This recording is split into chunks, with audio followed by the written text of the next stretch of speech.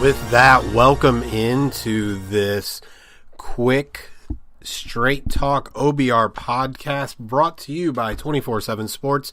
Again, my name is Jared Mueller. You can follow me on Twitter at Jared K. Mueller. That's JaredKMueller. And the Browns got greedy. They got Greedy Williams, the cornerback out of LSU, a pick that many people, including myself, had some interest in at number 17 when the offseason started. A lot of people thought Greedy Williams could be a top 10 type pick. Instead, the Browns get him here at number 46, trading up from 49, using one of their extra fifth-round picks to make sure they got a cornerback as the run on cornerbacks had been going on throughout the second round. And now you have the Cleveland Browns looking at Greedy Williams and Denzel Ward as first- and second-year players on a defense that all of a sudden has players across the board. And really, when you think about sub-package, which is something Freddie Kitchens just talked about, being about 70% or more of the time that the defense will be playing, the Browns have no real weaknesses. So what are you getting in Greedy Williams? You're getting a 6'1", 6'2" type of cornerback who really is just physically gifted. Is he the perfect fit with Steve Wilks? We'll see what Wilks decides to do. He's been a lot of this cover 3 zone guy for a long time, and all of a sudden now with Denzel Ward and with Greedy Williams, he really has the ability to lock up man-to-man on the outside, and that puts Terrence Mitchell and TJ Carey on the inside, who can cover on the inside very, very well as kind of that slot and dime cornerbacks, as well as Demarius Randall, who can move all over the place. And so I think the most important thing that we see then with the Browns is that the Browns have the ability to be very, very versatile. The Browns have the ability to put a very big, fast corner like Greedy Williams on a player like A.J. Green if they want. And then they have a player like Denzel Ward who is so fast, small, oily hips, can really do that change of direction thing. You can put him on a player like, I don't know, Juju Smith-Schuster. Marquise Brown, I think either Greedy Williams or Denzel Ward can match up really, really well with him. And so I think you're finding with the Browns that when you have this many picks and when the board tends to fall to you somehow, and I think really that the board and the NFL has done a great job of making John Dorsey look great, because Greedy Williams, as Dorsey just said in his press conference, is someone they look to try to trade up to get about 6 picks higher than they got him. So what that also means is those 6 picks higher, they were demanding a little bit more from the Browns than just a measly little 5th-round pick. So how do I break down this pick? Very simply, we never know, right? We never know with picks, but we know that Greedy Williams was someone people really, really, really liked coming into this draft. Now, he had no top 30 visits from what we understand. Again, it could be that the Browns had a quiet visit with him and we never found out about it. But according to reports, Greedy Williams wasn't brought in for top 30 visits. I don't play too much into that, but there are concerns about his work ethic, his desire, his tackling.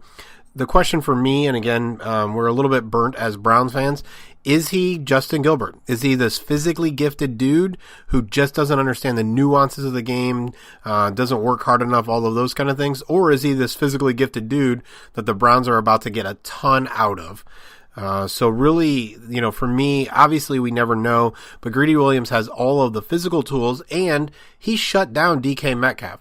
So while fans before the Odell Beckham Jr. trade were really excited about the possibility of drafting DK Metcalf, Greedy Williams shut that guy down when that guy was pretty healthy.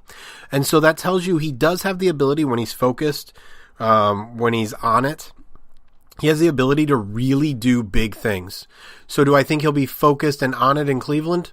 I'm not sure Jarvis Landry and Odell Beckham Jr. and maybe Adam Henry are going to let this LSU Tiger just get away with not being on it. I think the Browns got greedy, and the Browns got greedy. The Browns are now looking at 2 young shutdown corners to go along with Myles Garrett, Olivier Vernon, Jannard Avery rushing the passer from the outside, and Sheldon Richardson and Larry Ogunjobi rushing the passer from the inside. Joe Schobert, Christian Kirksey, they can do a great job at linebacker. And then obviously Demarius Randall, for now Morgan Burnett. The safeties are fine as well. I think you're looking at a defense that is set up perfectly to do something that is really, really important. And that is play complementary football. I've talked about this pretty often, but complementary football is pretty simple. One of the things Greg Williams never did that bothered me is complementary football on defense is if you're going to rush the passer, if you're going to send extra guys, it's best if you can play your corners in some bump and run. You want to play them tight because if you're bringing extra pressure, the quarterback has to get the ball out of his hands quickly. So playing corners off when you're bringing pressure doesn't make a lot of sense because he's going to get the ball out quickly. So he's going to look for that quick receiver on whatever route is opening up quickly, and an off corner has no ability to make a play, so it makes the pressure pointless and it makes the coverage pointless. It doesn't work out well together. Well, the same thing with complementary football is something we saw with the Indianapolis Colts. When they had Peyton Manning, again, I use this example all the time because it's the perfect one. When they had Peyton Manning, they made sure that they had Dwight Freeney and Robert Mathis and a bunch of people who could rush the passer.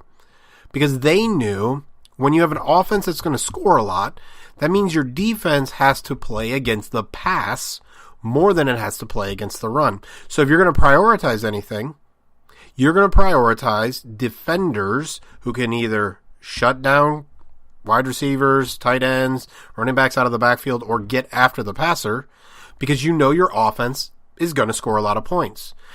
Freddie Kitchens in the Greedy Williams press conference talked all about this being a passing league. Well, in a passing league, you need an offense that can throw the ball. Baker Mayfield, quarterback, check. Odell Beckham Jr., number one wide receiver, check.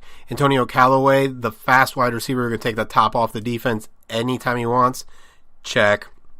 Jarvis Landry, Rashard Higgins can take care of everything over the middle, run really good routes, have good hands, check. David Njoku, big athletic tight end who can really stretch the seam of the defense to really stretch it all over the place, check.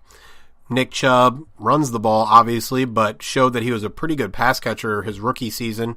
Kareem Hunt, good pass catcher. Duke Johnson, who is still on the team, all good pass catchers, check, check, check. All of a sudden, the offense is going to score a lot of points. The defense is set up for, again, Ward and Greedy Williams on the outside, Terrence Mitchell, TJ Carey on the inside, Demarius Randall. Don't even have to have the strong safety on the field that often at this point in time. You can throw another cornerback in there, and then you're getting after them with all those pass rushers. That is complementary football. Do we know for sure that Greedy Williams will work out? We don't. We never know. But we do know that the Browns put themselves in a position to have a team that's making sense as you bring it all together. The same way for the Baltimore Ravens with Lamar Jackson, bringing in Mark Ingram, all the different tight ends that they have, focusing on the offensive line. For them, their whole goal is to grind out a game, right? Their whole goal is to run the ball a lot, and through that play action, Marquise Brown is a perfect wide receiver to throw the deep ball to at times to keep defenses honest. Complementary football. It's perfect. It's what teams should be doing. You do want to go for talent, obviously, but fit makes so much difference. It's why DK Metcalf, who is still falling, hasn't been a Browns target per se. That doesn't mean they won't take him if they get an opportunity. Again, he is really, really fast and really, really big, but he doesn't fit exactly what the Browns are looking for in their wide receiver position. They want people who can run good routes, multiple routes, and have good hands. That's not exactly DK Metcalf. So fit matters. Greedy Williams, 6'1", 6'2", whatever is exactly in that area, big, long corner, long arms, is a great fit across from Denzel Ward. He's a great fit for a team that expects their opponents to be throwing the football a lot to try to keep up with Baker Mayfield and company. That is complementary football. It may feel greedy, But we all know, many of us thought Greedy Williams, pick 17, probably would have been okay with that before the Odell Beckham Jr. trade. Now the Cleveland Browns used Odell Beckham Jr. with the 17th pick. Obviously, they also got rid of a third pick in Jabril Peppers, but have come out of the first two quote-unquote picks with Odell Beckham Jr. and Greedy Williams. That, my friends, that is a great start to a draft. They still have the number 80 pick. They still have a couple fifths. They're fourth. They've got picks to continue to move. They've also got players, Duke Johnson, some others, that may be on the move as the Browns continue to look to add more and more selections in the second and third round of this year's NFL draft. 2020 picks still could be moved as well. But for now, the Cleveland Browns get who some think was the number one overall corner with the 46th pick. Not bad offseason, Odell Beckham Jr. and Greedy Williams. Now he's got to make it happen on the field. He's got to get coached up. He's got to show that he wants it. But there are some, we'll just use the word dogs, in that locker room. And there are also some tigers from the great state of Louisiana who will be there to make sure that Tiger Pride is rocking and rolling in Cleveland. So the Browns go with Greedy Williams, even with Justin Lane still on the board. It looks like an interesting day will continue to get more interesting because I think you're going to see the Browns be more and more active.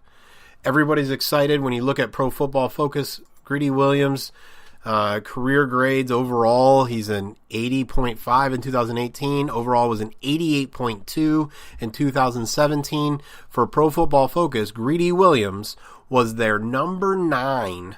You heard me right. Number 9 overall pick.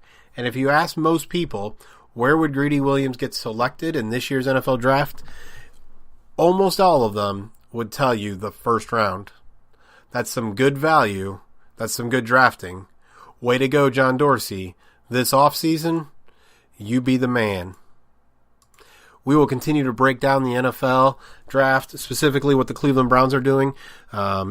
We may focus on the entire end of the second round and third round sometime early tomorrow morning, depending on how tonight goes off.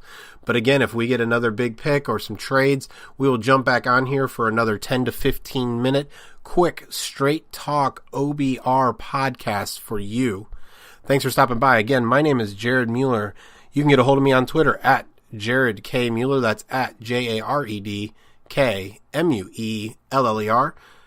You can also get a hold of the OBR at the OBR. We are on Twitter. We are on Facebook. We are everywhere you need us to be. Thanks for stopping by. We'll talk soon, and go Browns.